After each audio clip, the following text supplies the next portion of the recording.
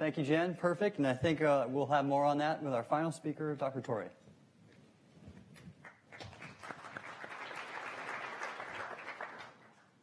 Hi. Hola.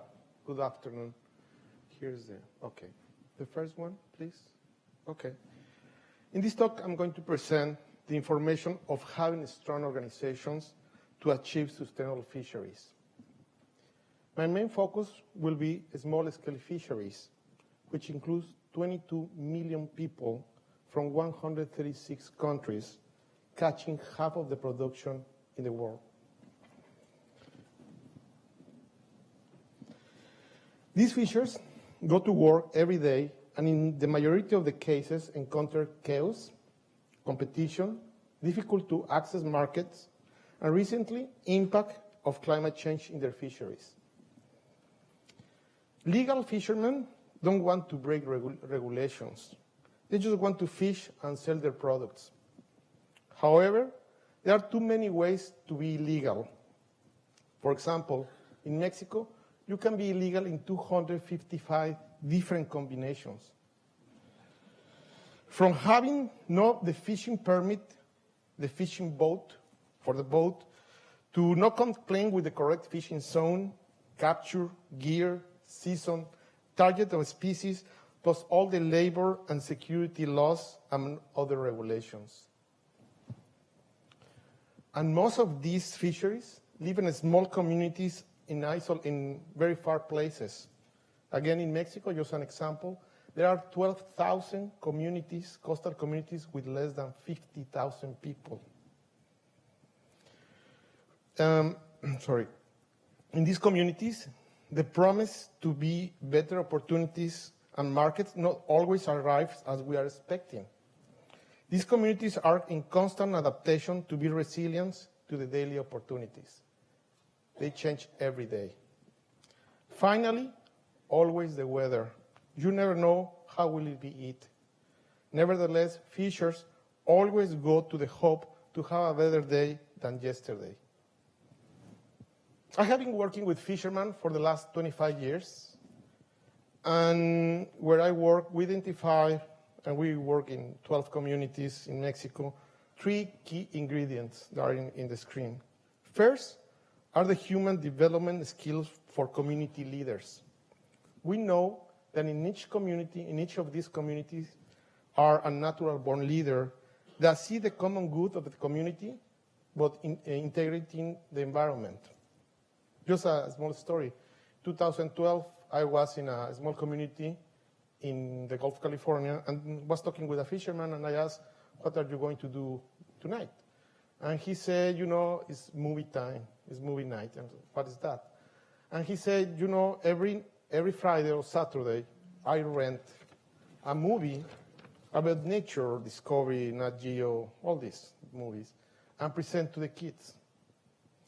So then we realized that by promoting capacity building, that a lot of NGOs will promote that, beyond best practices in conservation and sustainable fisheries, but later we developed a curricula on leadership, common well-being, negotiation, communication, conflict resolutions, could provide more effective tools to the fishers if we want to achieve sustainable fisheries.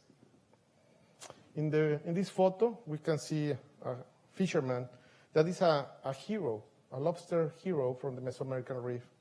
He was explaining to their peers the best practices for sustainability. They are heroes. But the second ingredient, we can have great leaders, but fisheries is a collaborative activity. Some of you know that in the sea, every fisher always be helping each other. Therefore, the second ingredient is to have fisheries organizations that are legal and competitive to achieve strong social enterprises. I want to emphasize the power of organization. There are 4 steps. First, as I mentioned, be organized as a group of fishers promoting cooperation among themselves is key. Second, to be legal. And the third is to be competitive. mainly to have a healthy administration and finances, a strategic operating plan, as any company, and key alliances. Then, and just then, fishers will be able to invest in conservation and sustainable practices. In this slide, I put a photo of a woman, a fisherwoman. Half of the people, directly or indirectly, are in fisheries are women, and we are not included as much as we have to do it. We are losing a lot of their knowledge and creative solutions to address marine environmental issues. Finally, I want to conclude with two remarks. First, small-scale fishers will continue fishing and adapting to the daily pressures. They cannot wait for us, decision makers, researchers, NGO. Can wait for the paper to be published or other decisions, laws. Therefore, fishers have to be included in the decision-making process from day one. There is no one here, I think, as a fisherman, maybe, I'm not sure. As a fisher, one time mentioned in a meeting, you have to stop seeing fishers as the lions that just want to eat all the chickens. And finally, a strong governance that is inclusive, participative, transparent, with an effective accountability, and promoting collaboration will be reflected in sustainable fisheries. And thank you very much for the invitation and this opportunity. Thank you.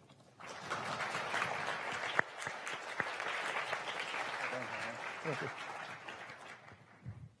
Well, thank you very much, Dr. Torre. I can attest to your passion and concern for the ocean. Before our presentation, we were chatting, and he lives close to the Sea of Cortez, and he joked that the other woman in his marriage is his stand-up paddleboard. So thank you for that inspiration. So please, what a terrific panel. Please join me in thanking them all again and recognizing them for their time.